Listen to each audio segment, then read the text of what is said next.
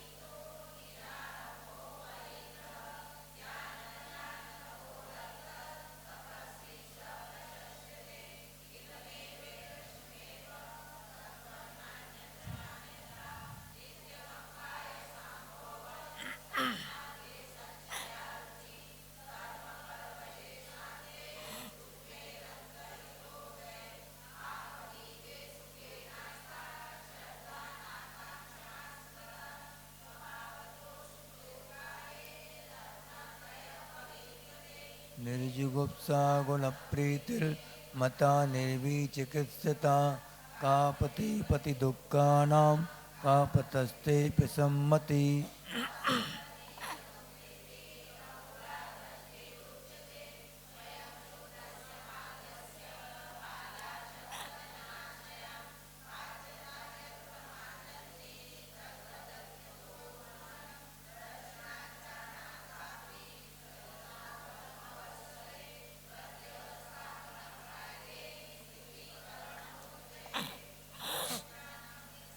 बस हो गए 20? नहीं,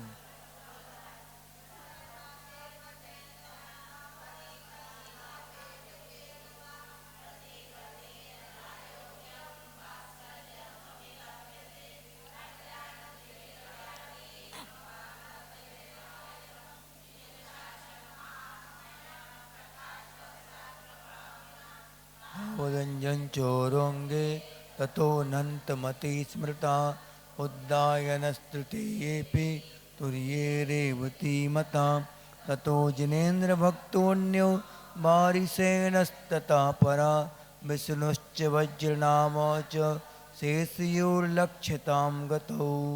हो गए।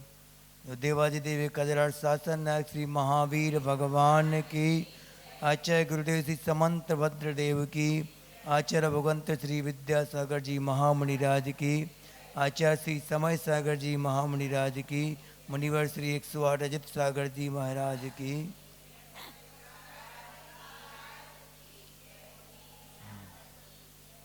पिछले कई सूत्रों जनों से अपन चातुर्मास के प्रारंभ से लेकर अब तक अपन ने क्या क्या अपनी दृष्टि की निर्मलता को बनाए रखने के लिए कौन कौन से उपाय किए कि अपन ने मूर्ताओं पर विजय प्राप्त करी, अपने मत को जीता, और क्या क्या अपन ने उपाय किए, अपनी वासनाओं पर नियंत्रण रखा और सम्यक दर्शन को निर्दोष बनाने के लिए 8 अंगों का पालन किया, और 8 जो अंगों में दूषण लगाने वाले जो दोष थे उनसे हम बचते रहे। उस प्रकार हमने सम्यक दर्शन की निर्मलता को प्राप्त किया, यानी दृष्टि की समीचीनता हमारे जीवन में आई। अब इसको बहुत अच्छे उदाहरण से समझ सकते हैं कि जैसे अग्नि है, अग्नि सबके लिए इष्ट नहीं है, है ना। कोई भी चीज़ अपने के लिए जो इष्ट ना हो जो दुखदायक हो, अपन जानते हैं कि ये दुखदायक चीज़ है, तो अपन क्या करेंगे? जैसे आग कहीं लगती है तो अपने क्या क्या होता अपना प्रयास? अग्नि अग्नि से बचने का प्रयास होता है, उससे अपन दूर रहते हैं कि ये चीज़ हमारे जीवन में हानिकारक है, इसलिए उससे बचने का हर संभव प्रयास अपन करते हैं। और प्रयास ही नहीं करते, ये भी स्थान देखते अपन को विश्वास रहता है कि वहाँ अग्नि नहीं होगी, उस स्थान की ओर अपन अपने कदम बढ़ाते हैं, गतिशील करते। सबसे पहले क्या विश्वास करना कि अग्नि हमारे लिए हानिकारक है, सबसे पहले ये विश्वास, अटल विश्वास होना चाहिए। और ये विश्वास भी साथ साथ होना चाहिए कि वहाँ जाएंगे तो अग्नि नहीं मिलेगी, समझ गए? तब उस जगह का प्रयास करेंगे, अपन चलने का प्रयास करेंगे। अगर विश्वास ही नहीं है कि अग्नि हमें जलाएगी, नष्ट कर देगी, तो फिर तो बात ही नहीं, शुरुआत ही नहीं होगी जीवन की। सबसे पहले ये विश्वास करना अनिवार्य है कि अग्नि हमारे लिए हानिकारक है, और साथ साथ वो स्थान वहाँ पहुँचेंगे तो वहाँ अग्नि की लपटें कभी नहीं पहुँच सकती, कभी भी नहीं। ऐसा अटल विश्वास जिसके अंदर हो जाता है, उसकी दृष्टि क्या हो जाती है? निर्मल होती जाती। उसी को कहते हैं सम्यक दर्शन, यानी कि दुखों का विश्वास हो पहले। दुखों का विश्वास क्या?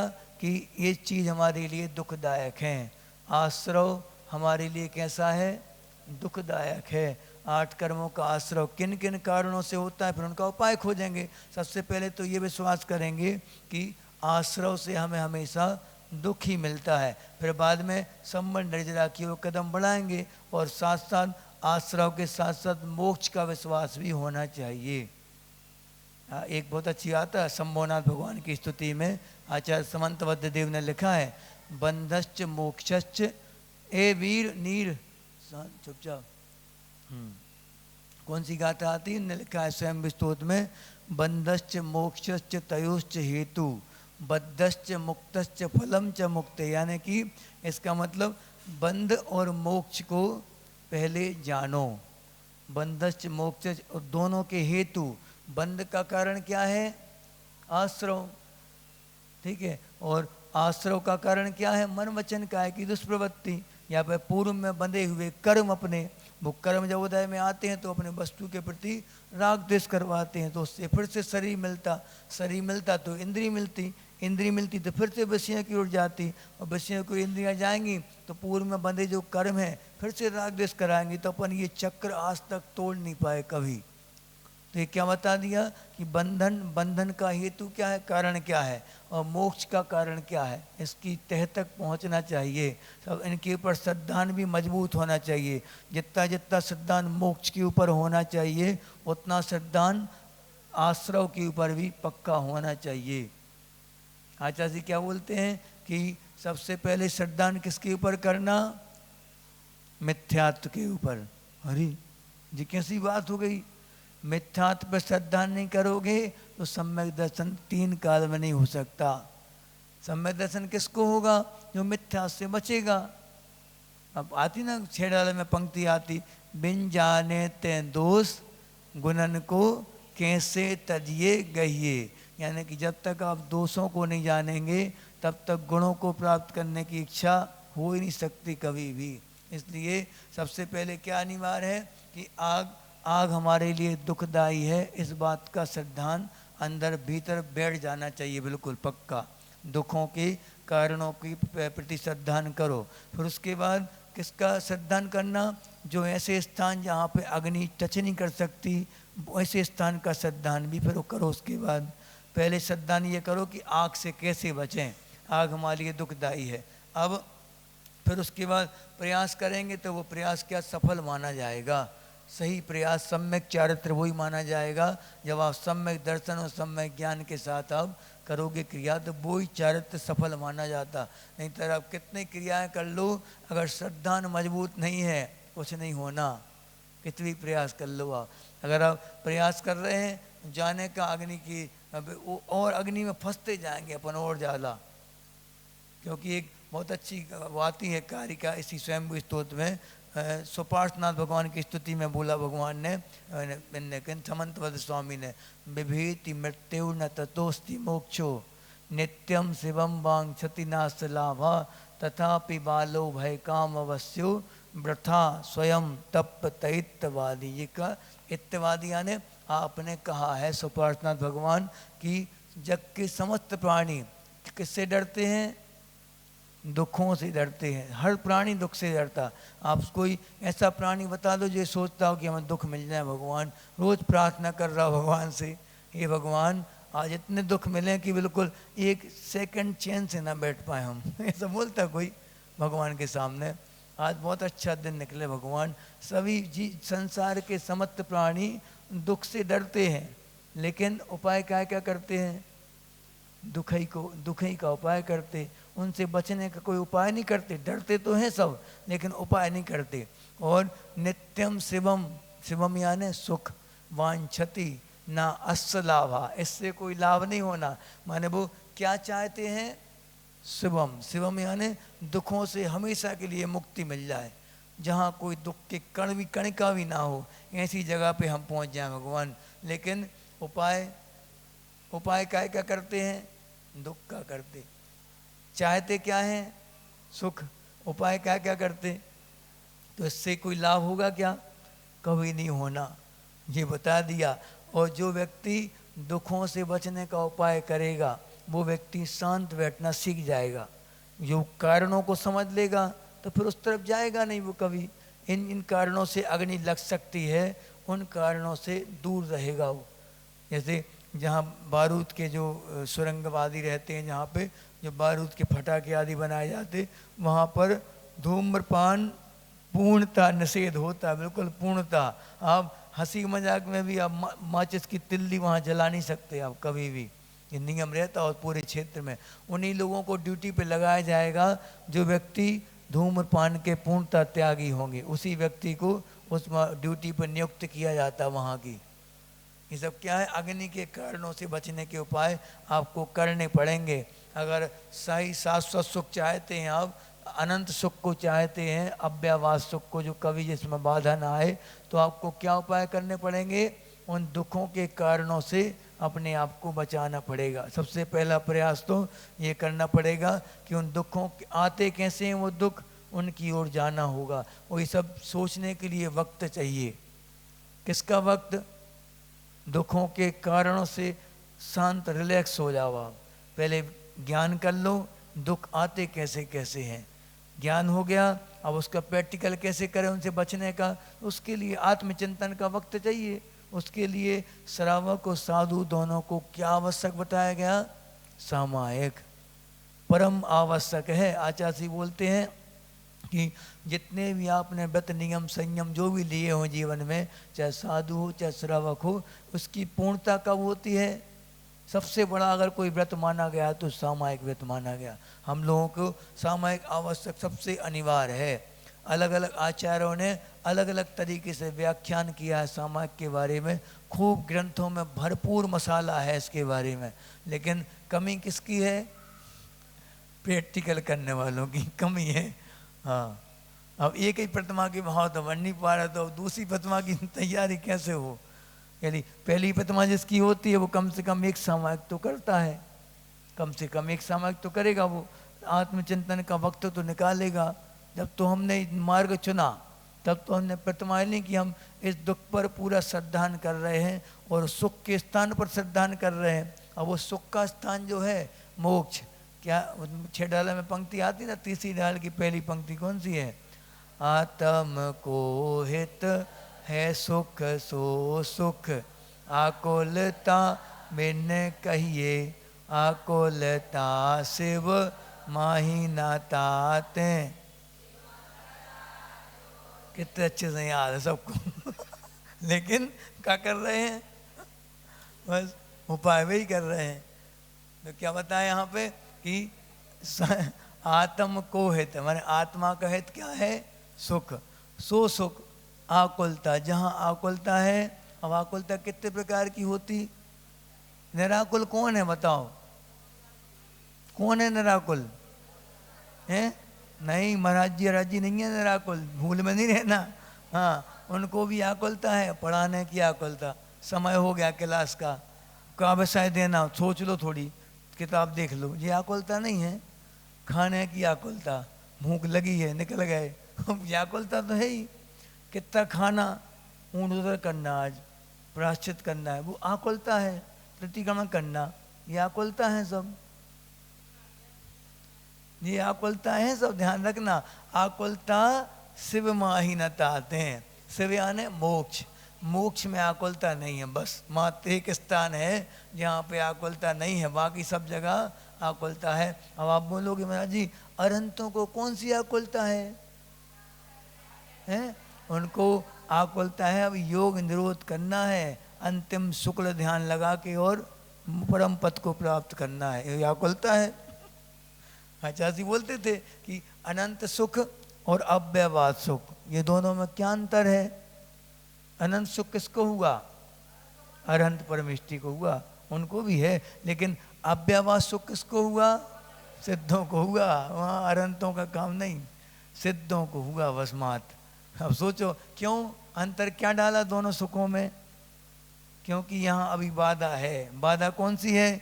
चार घाती अघातीय कर्म है, अभी नाम कर्म है, शरीर में रुकना पड़ेगा उनको। अभी कितने प्रयास कर लो आप, जब तक आयु कर्म शेष है वहाँ आयु कर्म की उदीर्णा भी नहीं हो सकती। उदीर्णा छठवें गुणस्थान तक होती है आयु कर्म की,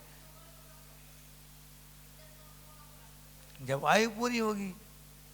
वो सब जान लेते उनको माने अपने आप योग निरोध कर देंगे। वो समोसण छोड़े बिना आज तक किसी तीर्थंकर को या केवली को मुक्ति नहीं मिल सकती, कभी भी, नियम है, अकाट्य नियम है। अभी समोसण में बैठे हैं, वहीं वो मिल जाए मुक्त, उनको काहे की आकुलता? चार घातीय कर्म, मोहनी कर्म नष्ट हो गया, सब नष्ट हो गया उनका, ज्ञानावर्णी दर्शनावर्णी सब प्रकट हो गया एकदम। तो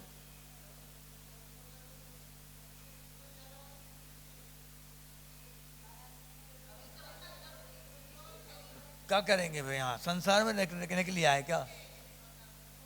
अनिवार्य है, नियम है वो। तो केवल चार घातीय कर्म जिनके नष्ट हो गए एक बार, दोबारा संसार में अब आने ही नहीं है कभी, नियम है ये। तो यही तो सबसे वो, इसलिए तो पंडित पंडित मरण बोलते हैं उसको, कि दोबारा जिसके बाद कोई जन्म ना हो वो कहलाएगा पंडित पंडित मरण। ठीक है, एक अंतिम मरण है वो, बस मरण भी हो तो कहने का मरण है, तो तकलीफ कलीफ थोड़ी होती। अपनी जैसे तड़प रहे हैं, उल्टी श्वास चल रही है, आँख फैल रही है, सब कुछ नहीं होगा वहाँ। वहाँ तो शांति के साथ जब कुछ होगा, रिलैक्स गाड़ी चलती, ऐसी गाड़ी चलती कि पेट का पानी तक नहीं हिलता कभी। हाँ, सामयिक, तुम्हारी सामयिक तो सामयिक ही है।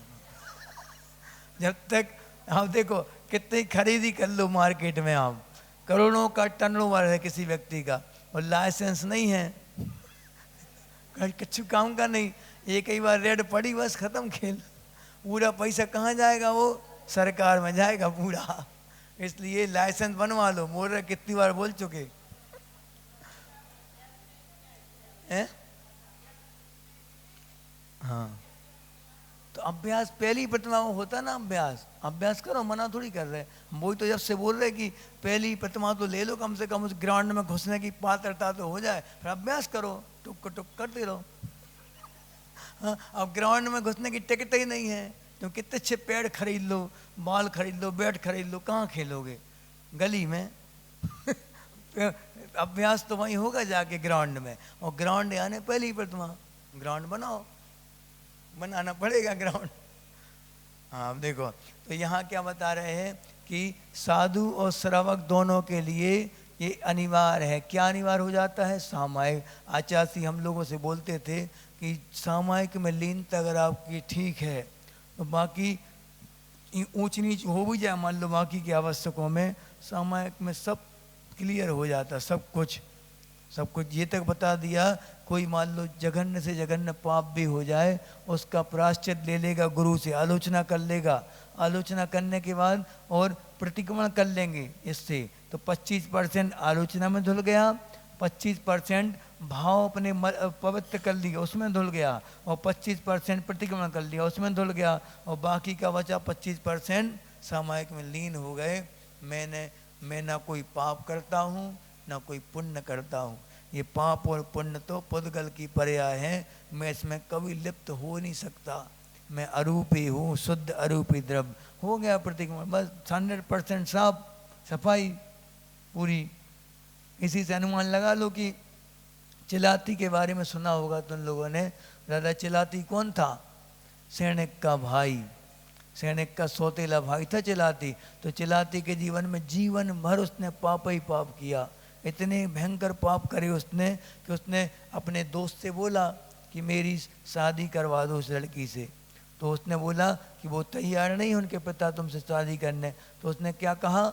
उसने कहा मैं शादी के मंडप से उठा लूँगा उसको। हाँ इधर देखो, तो उसने क्या किया? शादी के मंडप से उसको उठा लिया। किसको? लड़की को उठा के और अपहरण कर लिया उसका, ले जाने लगा उसको दूर जंगल में। और जाते जाते पीछे कौन लग गया? अब सैनिक पीछे लग गया। तो सैनिक उसके पीछे पीछे दौड़ रहा है और वो अपने प्राण बचाने के लिए भाग रहा है उसको लेके, लड़की को। अब उसको लगा कि अब सैनिक बिल्कुल निकट आ गया, क्योंकि वो दो लोग थे, सैनिक अकेला था घोड़े पे, तो उसका घोड़ा तेज दौड़ रहा था, बिल्कुल निकट आ गया। उसको लगा अब बचने का कोई उपाय नहीं। तो उसने क्या किया? अपनी तलवार से और उसकी गर्दन को अलग कर दिया लड़की की और फेंक दिया रास्ते में। और जैसे ही फेंका, पीछे से सैनिक आ रहे थे। सैनिक ने उसको देखा और उसको संभालने लगा। वो इतने में वो चला गया। और गया तो जाके देखो, अभी कर्म आयु कर्म बना नहीं था। अभी अगर आयु कर्म बन जाता तो मुनि राजों को देख के मुनि बनने के भाव नहीं बनते कभी। अभी आयु कर्म नहीं बना था। तो गया और जाके जैसे ही देखा, आगे जाके जंगल के बीचों बीच एक महामुनियों का संघ बैठा था, बहुत बड़ा संघ। कितना भवितव्यता उसकी अच्छी थी कि जैसे ही मुनियों को देखा और क्या बोला उसने? मुनिराज हम इतने पाप से लिप्त हो चुके हैं, हम अब दिगंबर दीक्षा धारण करना चाहते हैं। उनको देख के भाव बन गए। और जैसे ही भाव बने, उन्होंने बोल दिया कि आप दीक्षा ली। और कहा तुम्हारी आयु बस मात्र 7 दिन शेष है। कितनी? 7 दिन। देखो कितने सही सटीक समय पे पहुंच गया। ये कहलाती भवितव्यता। अच्छी थी उसकी भवितव्यता, तो होनहार मिल गए, निमित्त मिल गया। ऐसा निमित्त मिला, प्रबल निमित्त। आप देखो पूरे जीवन में जितने पाप किया हो, तो तुम लोग भी सोचने लगो महाराज जी जीवन भर तो अच्छे खूब ऐश करो, लास्ट में दीक्षा ले लेंगे। उनका बन गई, उनके नहीं बना था आयु कर्म। तुम्हें मालूम पड़ेगा क्या 7 दिन की आयु शेष बची? अभी ना कोई अवधि ज्ञानी है, ना कोई मनप्रिय ज्ञानी है, ना इतने कोई निमित्त ज्ञानी परफेक्ट हैं कि आपकी आयु और कर्म का बन तो वो भी नहीं बता सकते। निमित्त ज्ञानी भी कौन सी आयु किसको बनेगी, कब बनेगी, कैसे बनेगी, किसी को नहीं मालूम। इसलिए हर समय सजग रहने का काम है। उनने क्या किया? दीक्षा ले ली और जाके आजीवन प्रायोगमन संन्यास ले लिया। सहनन तो था ही, प्रायोगमन यानी कि ना खुद वैयावर्ती करेंगे अपनी, ना दूसरों से कराएंगे। और बैठ गए बिल्कुल आसन लगा के। अब वो जो लड़की को मारा था वो क्या बन गई? बेंतरी देवी बन गई वो। उसने अवधि ज्ञान से जान लिया और इसने मारा था मुझे, अब नहीं छोड़ूंगी, अब तो मुनिराज हैं, अब कर लें क्या कर ले हमारा। तो फिर वो चील का रूप बना के आई और दोनों आंखें निकाल दी महाराज जी की शरीर पे बैठ के। और 7 दिन तक कंटिन्यू उपसर्ग किया। एक एक आंत, एक एक मांस का टुकड़ा सब बाहर फेंक दिया उसने निकाल के। तब भी मुनिराज ऐसे लीन हुए सामायिक में। वो ही चिलाती मुनि थे, मतलब भील की कन्या के पुत्र थे वो चिलाती महामुनिराज। अब बताओ कैसे उनकी मति पलट गई, कैसे बेचार। यही सामायिक में यही सीखना बस, कि अगर हर एक चीज का संधि स्थल होता है। संधि स्थल यानी किसका? जहाँ पे मारने से बड़ी बड़ी शिलाएं भी आराम से चटक जाती, वो संधि स्थल कहलाता। अगर अपन ने संधि स्थल की खोज कर ली, संधि स्थल अपना कौन सा है? आत्मा और कर्मों का संधि स्थल कहलाता है। हाँ, सामायिक में बस यही विचार करना है कि हम कैसे कैसे फंसते हैं इन सब जालों में, हम कैसे फंसते जाते, और कैसे कौन कौन तरीके हमारे पास हैं आगम में कि उनको हम अपना के और बच सकते हैं इन सब क्रियाओं से। और कैसे अपनी क्रियाओं में शुभता की ओर हम कैसे बढ़ें, शुभ उपयोग की ओर। ये सब सोचना ही सामायिक है, वो ज़्यादा बड़ी चीज़ नहीं है सामायिक। और जैसे जैसे अपन अपने लिए समय निकालते जाएंगे, सामायिक का समय बढ़ता जाएगा। जैसे अभी पहली प्रतिमा में सामायिक का समय कितना रहेगा? आपको जितनी करना हो, आपकी जितनी मर्जी हो कर लो, आधे घंटे 15 मिनट जितना करना। फिर उसके बाद और दूसरी प्रतिमा हो गई तो 2 सामायिक कर लो अब। हाँ, क्योंकि आपको बढ़ना है ना ऊपर, इसलिए। तो दूसरी सामायिक में 2 प्रतिमा हो गई। दूसरी प्रतिमा में 2 सामायिक हो गई। अब तीसरी प्रतिमा जो होगी कौन सी, सामायिक प्रतिमा, उसमें तो अनिवार्य रहेगा तीनों टाइम की सामायिक करनी पड़ेगी। पड़ेगी नहीं, करते हैं उत्साह के साथ, हम करेंगे तीनों टाइम की सामायिक निर्दोष।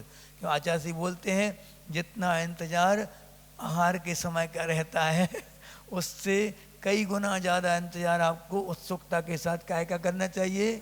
हाँ, जिस दिन तुम्हारा इंतजार समय के लिए बढ़ जाए, कब 12 बजे, घड़ी देख रहे बार बार 12 बज गए, जल्दी भगें तो जे लोग जल्दी जल्दी 12 बजे हम बैठे बस अपने आप में आ जाएं।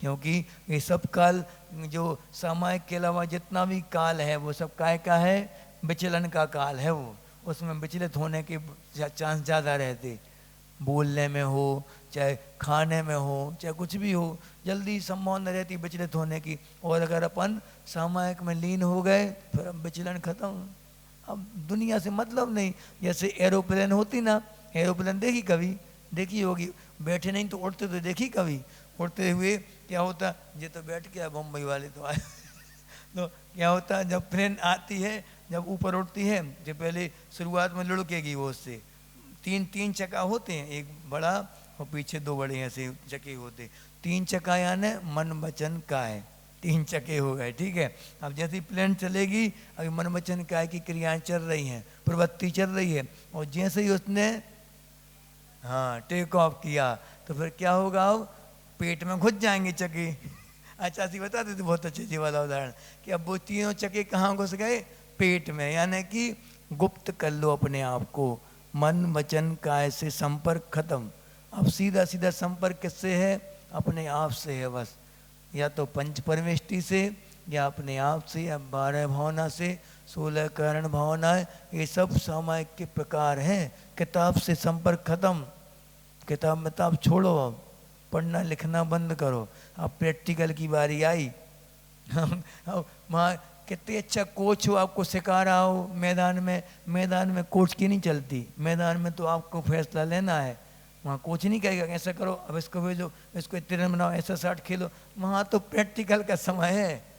वहाँ तो अब करो प्रैक्टिकल, जो तुमने शास्त्र में पढ़ा है उसका विश्वास के साथ अब वहाँ प्रैक्टिकल कीजिए। मैदान में, मैदानी जंग है वो, क्या है, सामायिक।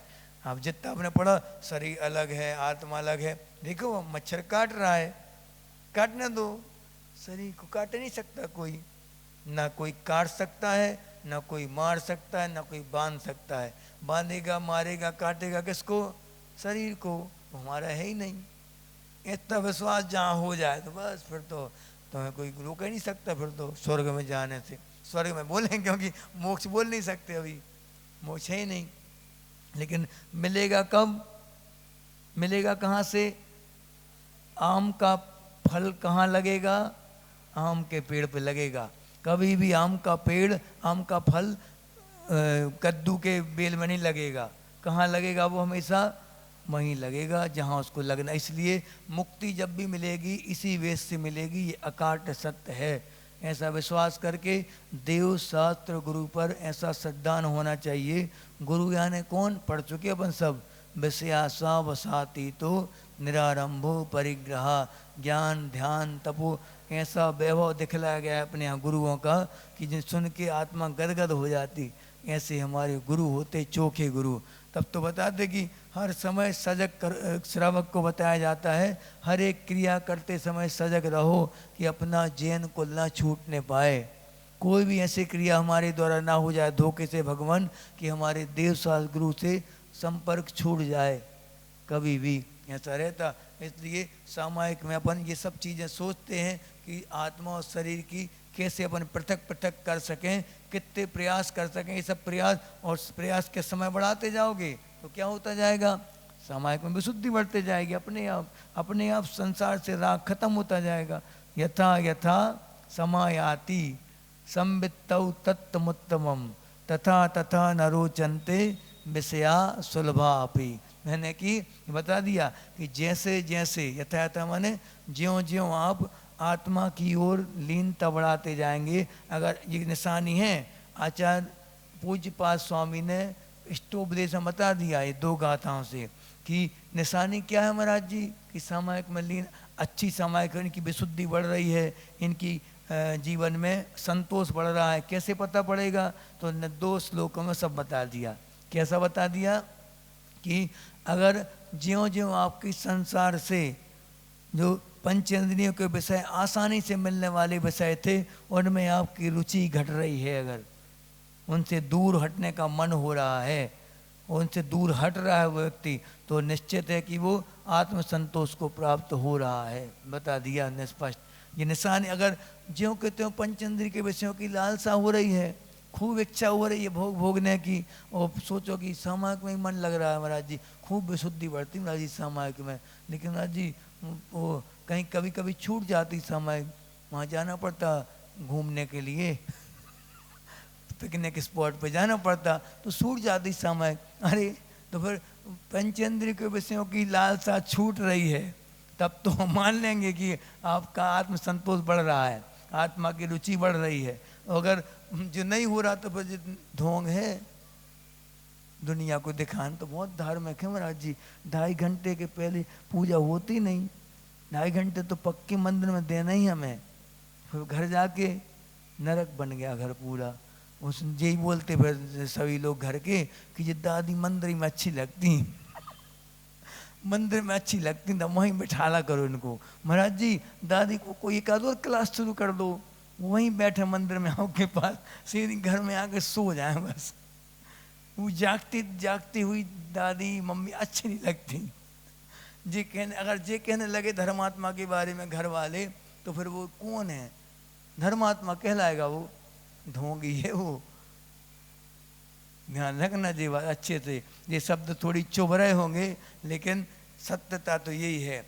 लग जाए कि चुप तो जाए एक बार अच्छे से, चुभ जाए तो आप सुधर जाओ, थोड़ी प्रयास कर लो सुधारने का अपनी क्रियाओं को, हो सकता सुधर जाए। एक ही बात चुभ जाए तो हमें तो मज़ा आ जाएगा, कम से कम चुभने से इनका भला तो हुआ, कुछ तो हुआ कल्याण।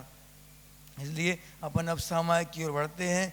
बहुत अच्छी कलम 8-10 गाथाओं में बहुत प्यारा वर्णन किया आचार्य समंत भद्र देव ने। ऐसे उच्च कोटि के विद्वान थे वो समंत भद्र देव। इन्होंने दोनों सामायिक करी, इनने प्रतिमाधारी प्रतिमाओं का पालन भी किया, और ये पूरा श्राप का चाल लिखा उन्होंने उस समय जब प्रतिमा का पालन। और फिर मुनि बनने के बाद उस समय की सामायिक भी लिखी फिर पूज्यपाद स्वामी ने, काय में उसमें समंत भद्र देव ने आत्मानुशासन वगैरह में बहुत अच्छा वर्णन किया इसका आत्मा का। अब यहाँ बता रहे वो सामायिक शिक्षावत का लक्षण। असमय मुक्ति मुक्तम पंचाघानाम शेष भावेन सर्वर्त च सामयिका। सामयिका नहीं, ध्यान रखो, सामयिका वो सामयिक में अंतर है जमीन आसमान का। हाँ, सर्वर्त च सामयिका सामयिकम नाम संसन्ति असमय मुक्ति मुक्तम पंचाघानाम शेष भावेन सर्वर्त च सामयिका सामयिकम नाम संसन्ति। पढ़ो।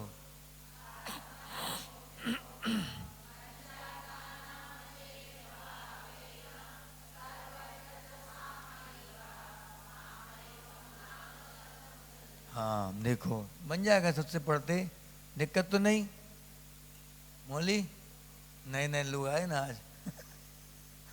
चलो, असमय मुक्ति मुक्तम, यानी कि हाँ सामयिक के लिए जो समय निश्चित किया था, असमय मुक्ति मुक्तम। मुक्तम यानी काय से मुक्त? पंचा अघाना। अज्ञान क्या कहलाता? पाप। 5 पापों से अशेष भावेन, यानी कि संपूर्ण रूप से 5 पापों से मुक्त हुए। असमय माने कुछ समय सीमा को बांधकर, ठीक है। अब सर्वर्त च सामायिका, सर्वर्त यानी कि सर्वर्त क्या होता है? सब जगह, सभी जगह। सामायिक को ज्ञाता गणधर आदि देवों ने इसे सामायिक नाम से कहा है, ठीक है, कहते हैं। अब शिक्षा व्रत हो गया। ये शिक्षा व्रत क्यों कहा इसको? क्योंकि सामायिक करोगे आप तो फिर आगे मुनियों का वैभव पाओगे। मुनि बनने की शिक्षा जिनसे मिलती है वो शिक्षा व्रत कहलाते हैं। इसके पहले कौन कौन से पढ़े थे अपन ने? शिक्षा व्रत कितने होते? 4 होते। कौन कौन से? देशावकाशिक, सामायिक, प्रोसदोपवास, भोगोपभोग, परिमाण, ये अतिरिक्त संविभाग। अतिरिक्त संविभाग ये क्या हो गए? 4 शिक्षा व्रत हो गए। इन 4 शिक्षा व्रत दूसरे नंबर का क्या है? सामायिक। अब पूरी दिशाओं की मर्यादा बांध ली दिग्व्रत में, गुणव्रत में बांधी थी। और देशव्रत में क्या किया था अपन ने? देशव्रत में जो मर्यादा बांधी, मान लो उत्तर दिशा में हिमालय तक, तो अब उत्तर दिशा में हमारा कौन सा गांव पड़ता है उसकी सीमा तक जाएंगे बस चातुर्मास में, से आगे नहीं जाएंगे। ये क्या कहलाया? देशव्रत। अब उसमें अभी अब हम पाटे से नीचे नहीं उतरेंगे जब तक सामायिक करेंगे तब तक। ये क्या हो गया? और ज़्यादा संक्षिप्त हो गया। अब इसमें अब शरीर से भी मोह नहीं रखेंगे, उसमें और परिमाण कर लिया। देखो कितना समेटते जा रहा है अपने आप के लिए पापों से। यही कहलाती सामायिक। और समेटते समेटते अब इस कंडीशन में पहुंच जाए कि अब शरीर भी मेरा नहीं है, पड़ोसी है, अब वो कहलाएगा सामायिक का उत्कृष्ट स्वरूप। इसके लिए अभ्यास बहुत ज़रूरी है। अगर इस अभ्यास यानी कम से कम आधा घंटा तो आपको देना होगा। अब आप सोचो कि महाराज जी मन ही नहीं लगता, माला फिरने बैठो, यहाँ वहाँ का ध्यान आता है, तब 24 घंटे तुम पाप करो और 10 मिनट में तुम सोचो मुनियों जैसी विशुद्धि बढ़ जाए, ऐसा हो जाएगा? कहे कि इसके संस्कार कहाँ के रहेंगे? वो ही रहेंगे। आप सोचो कि पंखा में एकदम से बंद कर दें, बिल्कुल स्टॉप हो जाए, सीधा हो जाएगा? वो पंखा घूमेगा बार बार। कब तक घूमेगा? जब तक उसके संस्कार हैं वो घुमाएंगे उसके लिए। घंटा बजने के आचार्य जी का एक दुआ है कि पाप त्याग के बाद भी स्वल्प रहे संस्कार, झालर बजना बंद हो किंतु रहे झनकार। आचार्य जी का है।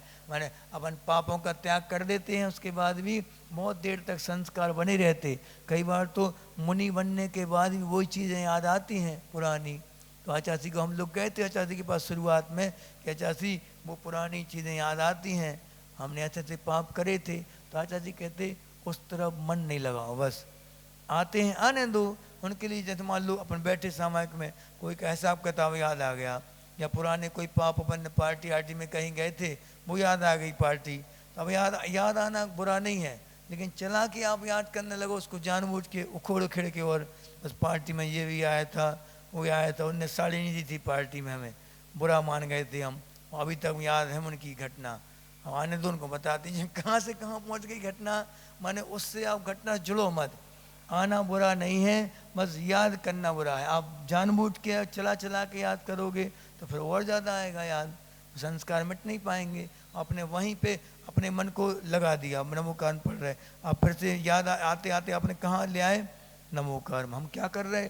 नमो कान पढ़ रहे, माला, बस उसी तरफ ध्यान चला गया, बच गए अपन उस पाप से। नहीं तो क्या होता? मंदिर में उदाहरण सुना चुके तुम लोगों को वही वाला। मंदिर में बैठे हैं, नई बहू आई, अच्छी गहने गहने पहने, खूब नई पायल आयल पहने, तो छनक की आवाज आई, यहाँ माला चल रही है, आंख बंद है, धीरे से देख लिया कौन आ गया, कोई बहू है किसी की। क्या मन में अगर बात दबा देते तो दब जाती, होगा कोई, क्या करना, अपन माला कर रहे, अभी तो माला करेंगे बस, ये इतने में निकल जाती बहू। तुमने बहू को छेड़ दिया, अब बहू तुम्हारे मन में बस गई, अब वो रहेगी, वो कौन कहाँ से है, अब बोलचाल शुरू माले में शुरू हो जाएगा, कहाँ कौन के यहाँ, इशारे से बातें होने लगी, धीरे धीरे मुंह से शब्द निकलने लगेंगे, किसके यहाँ कौन कौन शुरू हो गया। बस थोड़ा सा मन पर नियंत्रण रखते उस समय तो कंट्रोल हो जाता। अपन बहते गए, मन वचन काय तीनों से चले गए, मन तक बात सीमित कर लेते तो बच जाते, वचन और काय बच जाते अपने, वो भी चले गए, सब चला गया, खत्म खेल, पूंजी खत्म, लुट गए। ऐसे ही तो मार्केट में लुटते हैं अपन लोग। ये बहुत खतरनाक ठग है, मन इतना खतरनाक होता है, भटकाता जाता अपन को बार बार। तो यहाँ बता रहे कि मन को कहाँ लगा देना? सुत स्कंद में लगा देना, बस मन रूपी बंदर को सुत रूपी वृक्ष पे चला दो, कभी प्रथमानियोग, कभी चरणानियोग, कभी द्रव्यानियोग, कभी करणानियोग, सब झूलता रहेगा वो, विषयों से बच जाएगा। पंचेंद्रिय के विषयों से बचाना सबसे बड़ा लक्ष्य है। बस अपना सामायिक करने का यही रहता। आगे बढ़े हम। देखो हाँ, सामायिक के नाम संत ये किरण गणधर आदि देवों ने सामायिक का किसको बोला? जो सामायिक में निपुण हैं उनको बोला। गणधर आदि देव ने इसे मन वचन काय कृत करत अनुमोदना से सब जगह सामायिक के लिए निश्चित समय तक 5 पापों से बचा देना, वो क्या कहलाएगा? सामायिक। यानी कि कछुए का उदाहरण दिया जाता। कछुआ क्या करता? जब कछुए को खतरा लगता है जब, तो क्या करता? वो अपने हाथ पैर सिर को अंदर सकोच लेता। वो इसी प्रकार मन वचन काय को गुप्त कर लो, वो ही सामायिक है।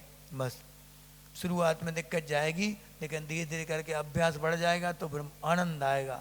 आनंद आ रहा है तो निश्चित है कि अब तो निकट भव्य हैं आप, पक्का। स्त्री पर्याय का छेदन तो 100% है।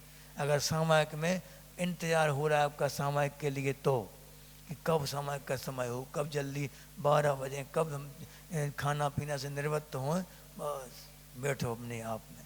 सबसे बड़ी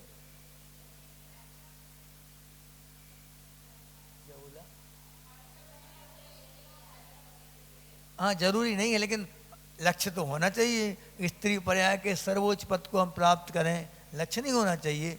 होना ही चाहिए। जैसे कोई ब्रह्मचर्य व्रत लेती है कोई महिला या लड़की या कोई लड़का, कोई भी लेता, लक्ष्य क्या है आपका?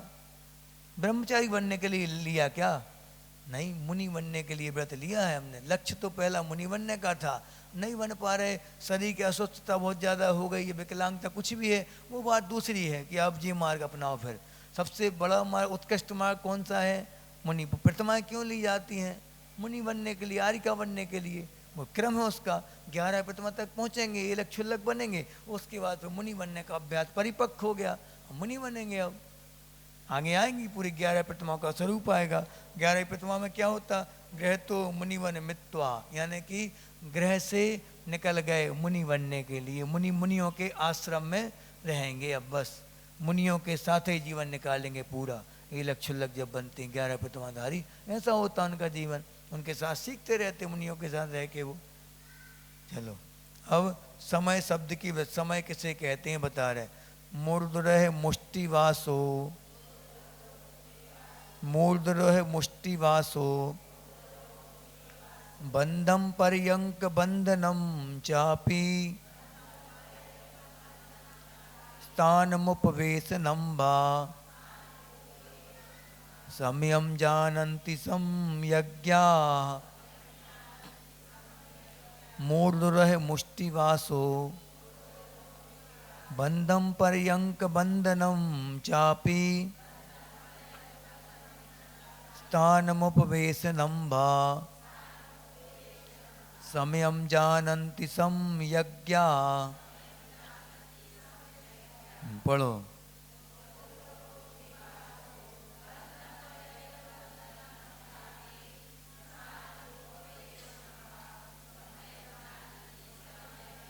हाँ देखो बता रहे यहाँ पे किन किन तरीकों से समय की व्युत्पत्ति। समय किसे कहते?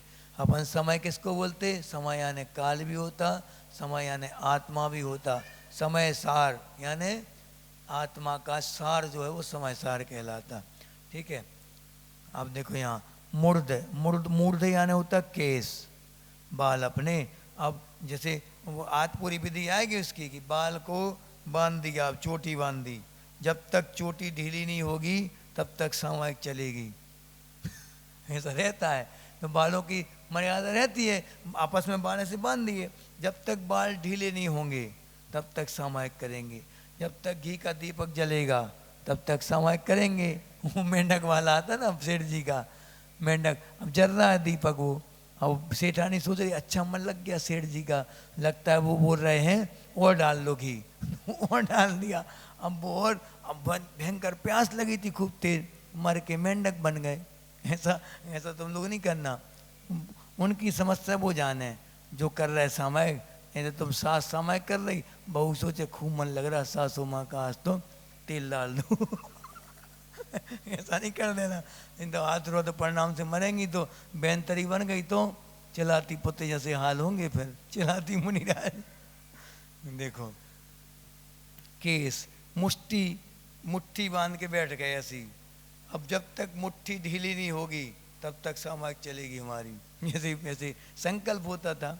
ठीक है, अब मूर्ध रहे मुष्टि वासु, ठीक है, वासु यानी वस्त्र, वस्त्र क्या कि वस्त्र की गठान बांध दी, ये गठान जब तक ढीली नहीं पड़ेगी, कमर की गठान जब तक नहीं, वो धोती बांध दी, वहाँ कमर कस ली, अब ये जब तक ढीली नहीं पड़ेगी।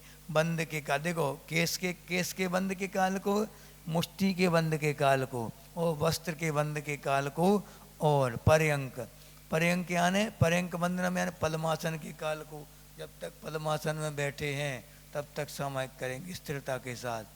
ये क्या कहलाएगा, ये मर्यादा बांध ली अपनी पद्मासन के काल को। पद्मासन भी हो सकता है या फिर पर्यंक आसन भी हो सकता है, जैसे हम बैठे ना, ये पर्यंक आसन है, एक पैर के ऊपर एक पैर रख लो, ऐसे में आचार्य 7-7 घंटे बैठते आचार्य इस आसन में, 7 डेली बैठते थे आचार्य 7-7 घंटे। ठंडी के दिन में आचार्य जी का 12 महीने का नियम था, 1:30 बजे आना, 1:30 बजे उठ जाते थे आचार्य जी, हमेशा 1:30 बजे उठ के बैठ गए। अब ठंडी के दिन में 7 बजे भक्ति होती थी, उतने बजे तक 1:30 से 7 तक बैठे हैं कंटिन्यू। अब गर्मी के दिनों में पसीना से पूरा पच्च हो जाता, पूरा पसीना भर जाता था पूरे जगह में, यहाँ पे पूरी में। तो जब खड़े होते थे पूरी लाल लाल घमौड़ियाँ अलग दिखती थी, गोरे तो थे ही, सुनहरा कलर था गुरु जी का, तो जैसे ही वो चलते थे तो अलग, जैसे धूप में दिखता था कि अलग से चमकते हुए लाल लाल वो घमौड़ियाँ पूरे में हो गई। किसी से कहते नहीं थे कि हमें ये हो रहा वो रहा, कुछ नहीं, जितना देख लिया तो बर्फ़ से सिकाई कर दी बैठी बैठी, नहीं तब वो कहते नहीं थे कि कर दो बर्फ़ की सिकाई कर दो, दिक्कत हो रही है। ऐसा दीनता वाले वचन कभी नहीं बोलना। सिंहचर्या ये कहलाती है जहाँ दीनता नाम की कोई चीज ना है। 5-6 अंतराय हो गए हमारे साथ आहार कराने चलना तुम कल, जी बना देना कल हमारे लिए, वो रोटी अंदर नहीं जाती, थोड़ी मुनक्के का पानी बना चला देना। ये क्या है, ऐसे दीनता भरे वचन वीरचर्या सिंहचर्या में शोभा नहीं देते। शेर कितना ही बूढ़ा हो जाए, कितना ही असक्त हो जाए, तब भी हाथ नहीं जोड़ेगा किसी के, हमें दे दो खाने कुछ, मर रहे भूखे, नहीं कहेगा, चुपचाप जाके। हमने देखा था एक बार ब्रह्मचर्य अवस्था में एक डिस्कवरी चैनल आता है, उसमें एक शेर का मरण देखा था हमने, उनने पूरी शूटिंग करी, कम से कम 10-15 दिन चला था वो उसका। तो उनने देखा कि मात्र पानी पीने के लिए एक टाइम वो नदी किनारे आता था, और जाके बहुत बूढ़ा हो गया था वो, अशक्त था, दौड़ने चलने फिरने में अशक्त था, तो आता पानी पिया, चुपचाप गुफा में जाके सो जाता था, शांति से बैठता था, पूरा ऐसे ही मर गया फिर वहीं वो, किसी से दीनहीन वचन नहीं बोले। या उम्मीद ही नहीं थी कि अब कोई मिलेगा, कुछ शिकार कोई काय को करना, छोड़ दिया सब। उतना हो सकता वो सम्यक दृष्टि हो सकता संलिग्न धारण की हो। कहते थोड़ी है कि तुम्हारी ऐसा कि हमारी तो इतनी प्रतिमा है, हमारी तो इतनी प्रतिमा है, हम तो जैन हैं जी, कुछ नहीं कहता। त्रियंचों को सम्यक दर्शन होता, किसी को मालूम ही नहीं पड़ता। वो करता रहते, अपने हिसाब से पालन करते हैं वो दृढ़ता के साथ, अपने जैसे नहीं होते। मनुष्यों में आते हैं ये अतिचार अनाचार लगाना। आज तक किसी त्रियंच ने अतिचार लगाया हो, किसी पुराण में नहीं आया, आज तक कभी नहीं आया। और मनुष्यों की गिनती नहीं है, मुनियों तक ने व्रत छोड़े। बताओ, 11वें गुणस्थान से गिर गए ऊपर, 11वें तक पहुंच गए, यथाख्या चारित्र प्रकट हो गया, यानी आत्मा का जो स्वरूप है कसाय पूरी समाप्त हो गई उस समय 11वें गुणस्थान। लेकिन अंतर्मुहूर्त के लिए फिर कोई ना कोई कसायोदय में आ गई, गुणस्थान गिरते गिरते गिरते गिरते पहले में भी आ सकते। महामुनि राज हैं वो 11वें गुणस्थान। आप वर्तमान में श्रेणी नहीं चढ़ सकता कोई, छोटो 7वें गुणस्थान से ऊपर कोई मुनि राज बढ़ नहीं सकते आज, जी हालत हैं। और वहाँ 11वें तक पहुँच गए वो, 11वें से गिरे गिरे गिरे गिरे कहाँ आ गए, पहले में भी आ सकते, 6वें में आ सकते, 7वें में आ सकते, जी हाल हैं मनुष्यों के। और त्रियंचों में आज तक गिरा नहीं कोई, एक बार हुआ तो हुआ, बेड़ा पार। इतना श्रद्धान हो जाता, जा सकते जाते। पहला गुणस्थान हो गया, वहाँ मिथ्यात का बंद है, मिथ्यात के साथ नरक गति, प्रेरंच गति, चारों गतियाँ खुली हैं, कहीं भी जा सकते।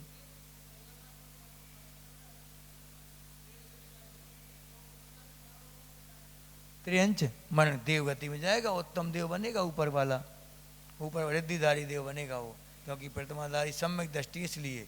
ठीक है, सम्यक दर्शन का बहुत पढ़ा था अपन ने कि तीन देव में नहीं जाता वो। कौन कौन से तीन देव? भवनवासी, भयंतर, ज्योतिष, इन देवों में नहीं जाएगा। देव दुर्गति नहीं होगी उसकी, वो सुदेव बनेगा, अच्छे देव बनेगा। मैं माने में जाएगा तो पक्के तो सम्यक दृष्टि कहाँ जाएगा अगर पहले से आयु नहीं बांधी हो तो। अब आगे देखो, स्थानम उपवेशनम वा। स्थानम यानी कि कहाँ गया स्थान? कायोत्सर के काल को। हाँ जी, स्थान यानी कायोत्सर का काल, जहाँ पे अपन कायोत्सर लगा उतने काल को। उपवेशनम वा, सामान्य आसन के काल को।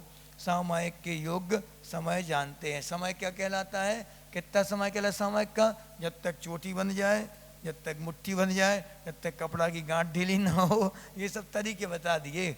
कई बार ऐसा आचार्य बताते थे कि आचार्य ज्ञान सागर जी ने किसी को नियम दिया होगा ब्रह्मचर्य अवस्था में कि ऐसे सामायिक करना। तुम कैसे? कि उनको नींद आती थी बहुत ज़्यादा, तो उनकी चोटी रखते थे पहले ब्रह्मचारी, तो चोटी में गठान बांध दो और वो रस्सी बांध दो खील में जैसे नींद आए अपने आप ऐसा हो जाएगा, नींद खुल जाएगी तरीके हैं नींद भगाने के। तो आप सामायिक के समय सोइए मत, ये पक्की बात। सामायिक क्योंकि वो विशुद्धि वाला काल कहलाता है। वो ही आपने नींद में खो दिया तो फिर बचा क्या? जैसे वो कहते हैं ना कि 12 में से 4 गए, कितने बचे? 0। माने वर्षा काल चला गया 12 में से, तो क्या बचा? कुछ नहीं, 4 महीने चले गए। इसी प्रकार 28 मूलगुणों में से एक मूलगुण निकल जाए मान लो सामायिक, क्या बचा? 0, कुछ नहीं।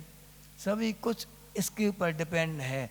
आगे आएगा कि व्रत पंचक परिपूर्ण, यानी कि व्रतों की परिपूर्णता, 5 व्रतों की परिपूर्णता कैसे होती है? सामायिक से होती है। आगे बढ़ो। हाँ, सामायिक करने के स्थान बता रहे, अब ध्यान से, बस 2-3 हो जाएगा, पूरा हो जाएगा। एकांते सामयिकम, सामयिकम नहीं सामयिकम, एकांते सामयिकम, निर्व्याक्षेपे वनेषु वास्तु च, चैत्यालयेषु वापि च, परिचेतव्यं प्रसन्नधिया। एकांते सामयिकम, निर्व्याक्षेपे वनेषु वास्तु च, चैत्यालयेषु वापि च, परिचेतव्यं प्रसन्नधिया। पढ़ो।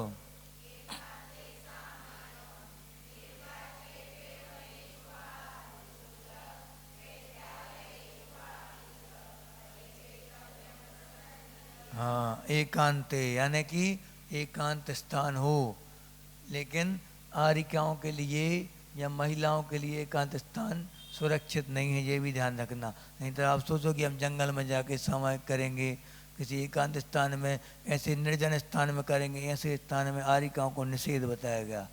बीरचर्या के अधिकारी आरिका इलक छुल्लक ये बीरचर्या नहीं कर सकते कभी, ये नियम रहता। छुल्लक इलक भी नहीं कर सकते क्योंकि वो उनकी अभी वस्त्र शेष हैं। हाँ, वो आचार्य की आज्ञा से जाके शमशान आदि में जाके कायोत्सर से खड़े हो सकते हैं आचार्य की आज्ञा से जाके, लेकिन वो विधि लेके निकलें और जैसे मुनि ऐसे हार करते खड़े हो के वैसे हार करें और वर्षा योग धारण करें, ऐसा वो नहीं कर सकते कभी, निषेध रहता उनके लिए। अभी अष्टपहड़ पर क्या है उसमें आया पूरा वर्णन। तो आरिका तो कर ही नहीं सकती कभी, नियम रहता। इसलिए 2-3 आरिका मिलके जाएं कहीं जाना हो तो एकांते, ठीक है। ये मुनियों को खासकर पुरुष वर्ग को बताया गया एकांते। अब निर्व्याक्षेपे, आक्षेप यानी क्या कहलाता?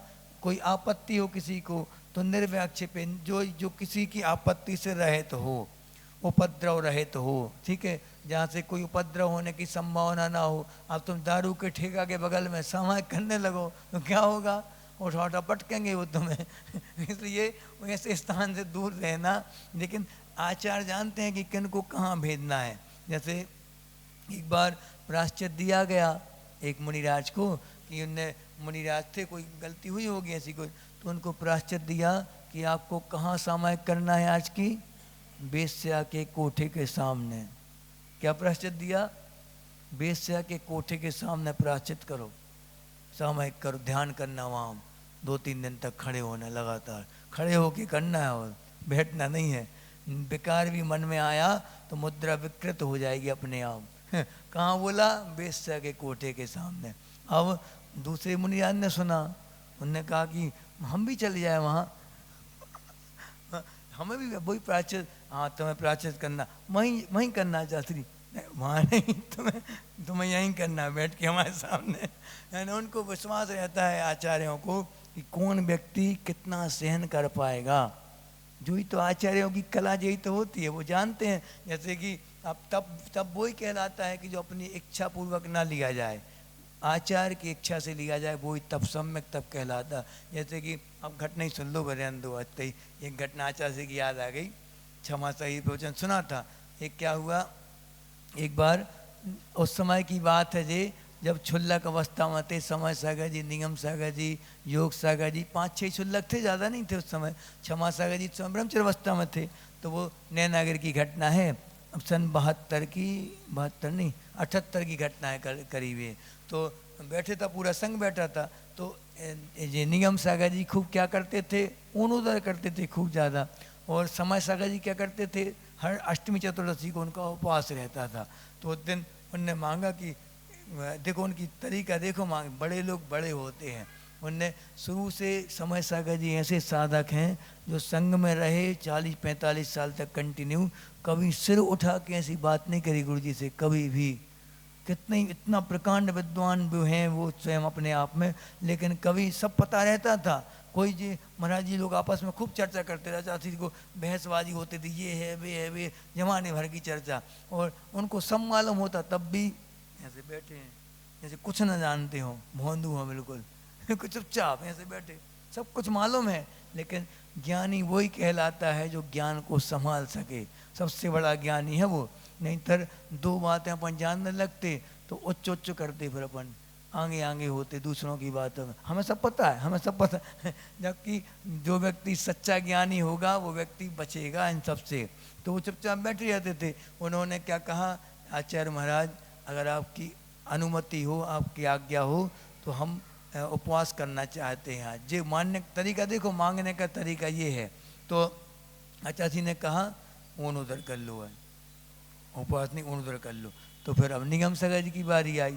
तो निगम सागर जी तो ऊन उधर करते थे। वो सोच रहे थे कि उपवास करेंगे आज। तो उनने देखा कि जे भी मांग रहे ऊन उधर, अपन भी ऊन उधर कर लो। आचार्य जी ऊन उधर करने के भाव है, तुम उपवास कर लो। ये क्या है, आचार्य जानते हैं कि आपने मान कसाय के वसूत होके मांगा है, मान कसाय के वसूत होके मांगा कि वो कर रहे तो हम भी करेंगे। देखा सीखी क्यों कर रहे हैं आप तो ये बोलो कि हमारे भाव क्या हैं। हमारे भाव तो वैसे उपवास करने के थे आचार्य, लेकिन आपने उनको अनुदर दिया तो हम भी करना चाहते। फिर वो अपने आप बोल देते आचार्य, लेकिन तुमने क्यों मांगा, मान की बात आई वहाँ पे। इसलिए ये क्या बता दिया वहाँ पे कि आचार्य की आज्ञा से जो तप होगा, जो इच्छाओं का निरोध होगा, वो ही सम्यक तप कहलाता है। बाकी सब तो ठीक है, ये बाल तप है। बोधि समाधि परिणाम शुद्धि स्वात्मोपलब्धि शिव शौक सिद्धि चिंता मणिम चिंतित वस्तु दाने त्वं मंद मानस।